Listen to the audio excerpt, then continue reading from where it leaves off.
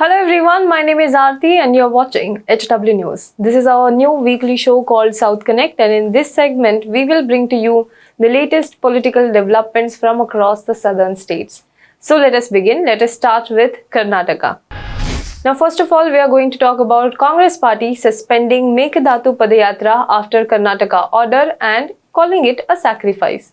Now, the Karnataka Congress this week had launched its Mekadatu Padayatra for early implementation of Mekadatu drinking water project. However, the Padayatra that was supposed to go on for 11 days had to be cut short within this week itself.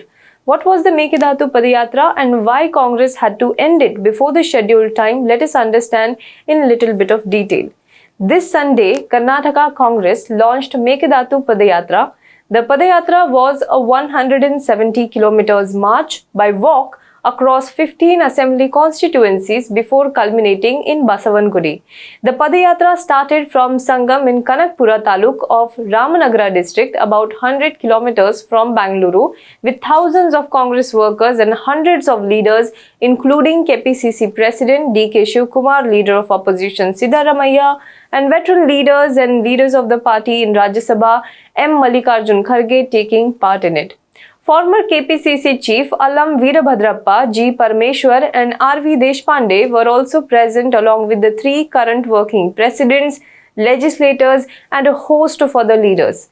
The march, however, was also a platform for political sideshow as ambitious leaders from different camps and different regions shared the stage with Bonhomie, offering a united face of the party, seeking the implementation of the project. Symbolically also, the Padayatra was launched by Hindu, Muslim and Christian religious leaders by watering plants on the stage, while political leaders marked the launch by beating a drum. Mekadatu drinking water scheme involves construction of a balancing reservoir at Mekadatu to impound excess water. Besides ensuring drinking water supply to Bangalore and other districts in the vicinity, it will also generate power. The project has, however, been opposed by neighbouring Tamil Nadu, the lower riparian state in the Kaveri River basin. The project costs around 9,000 crore rupees. However, the Yatra came at a time when the state was moving into restrictions due to rising COVID-19 cases in Bengaluru and other metro cities. Incidentally, even after the restrictions were announced, D.K. Shivkumar refused to back down and decided to go ahead with the Padayatra. Hundreds of maskless workers, including D.K. Shivkumar, continued the Padayatra amid the threat of Omicron spread. The local health officials also requested the leaders to get tested for COVID-19, but D.K. Shivkumar refused.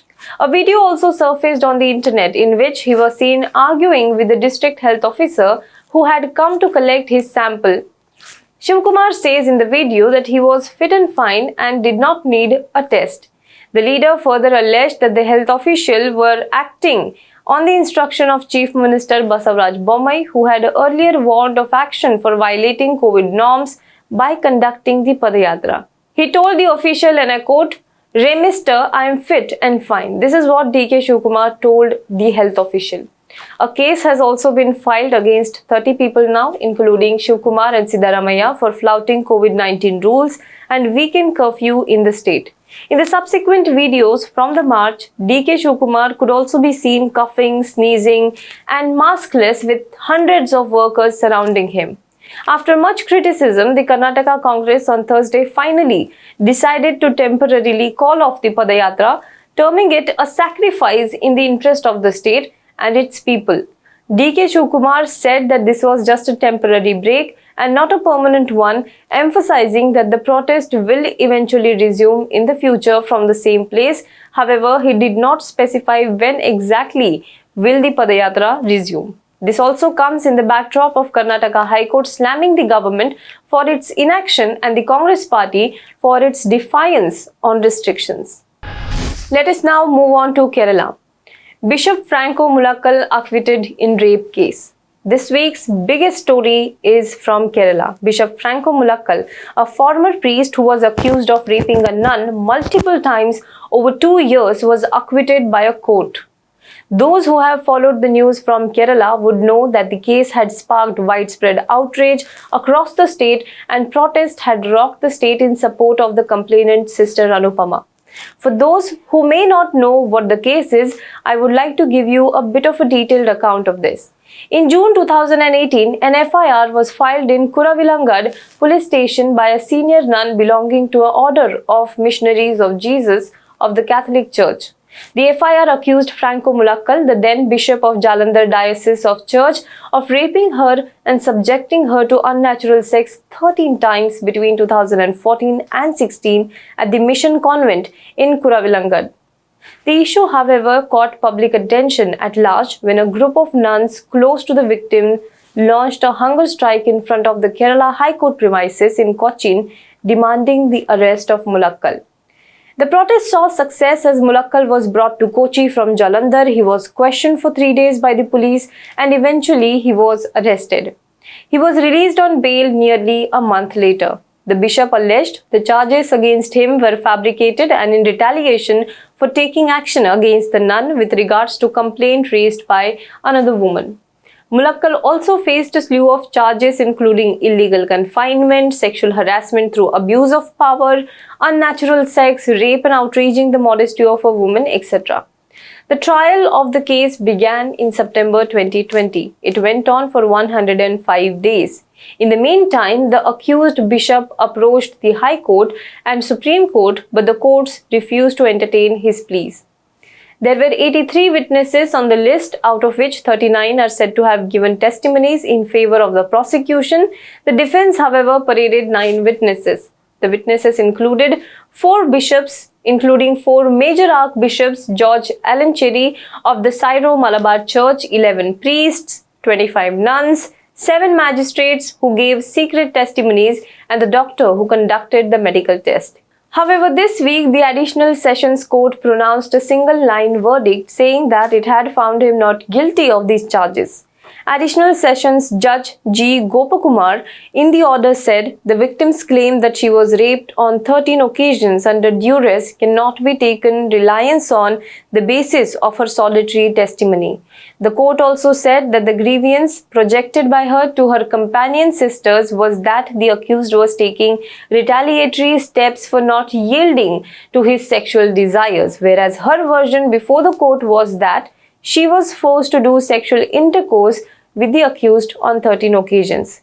Now, Sister Anupama, who was the face of the nuns' year-long fight for justice, said that she would challenge the verdict in the higher court.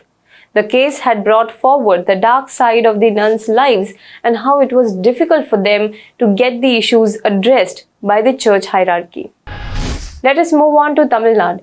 Jallikattu is a sport that is very close to the hearts of Tamilians and which also became a fight for the pride and culture of the state in the past. This year also, on the occasion of Pongal, Tamil Nadu's traditional bull taming sport was held in the Madurai district amid COVID-19 restrictions. The Avaniyapuram Jallikattu, which went on for 7 rounds, commenced at around 7:30 am on Friday, and it was flagged off by the State Minister for Commercial Taxes P. Murthy and State Minister for Finance and Human Resources Management PTR, in the presence of Madurai District Collector S. Anish Sekhar. The Avaniyapuram Jallikattu signals the commencement of Jallikattu competitions during the Pongal festival in the district. However, a 19-year-old boy died in the event as a raging bull hit him. He was seriously injured and he was moved to hospital where he succumbed to injuries. Let's talk about Andhra Pradesh now.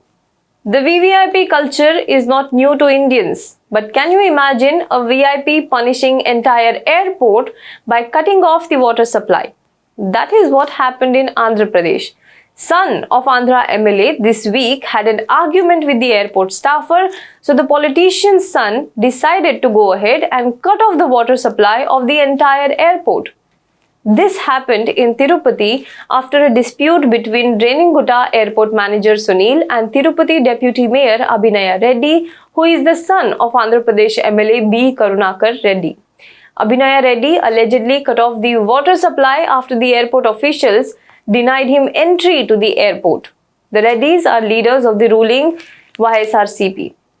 As the incident led to outrage, BJP MP GVL Narasimha Rao filed a complaint against the MP in Civil Aviation Ministry, and in his letter, Rao said This high-handed, vengeful and thoughtless action has inconvenienced hundreds of passengers who travel to and from Tirupati airport and has caused serious hardship to the families in residential quarters.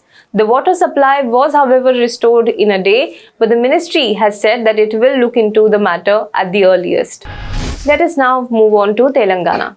Telangana Minister K.T. Ramarao has invited Tesla Incorporation's Chief Executive Officer Elon Musk to set up shop in his state and said that his government will be happy to partner Tesla in working through the challenges it is facing in India.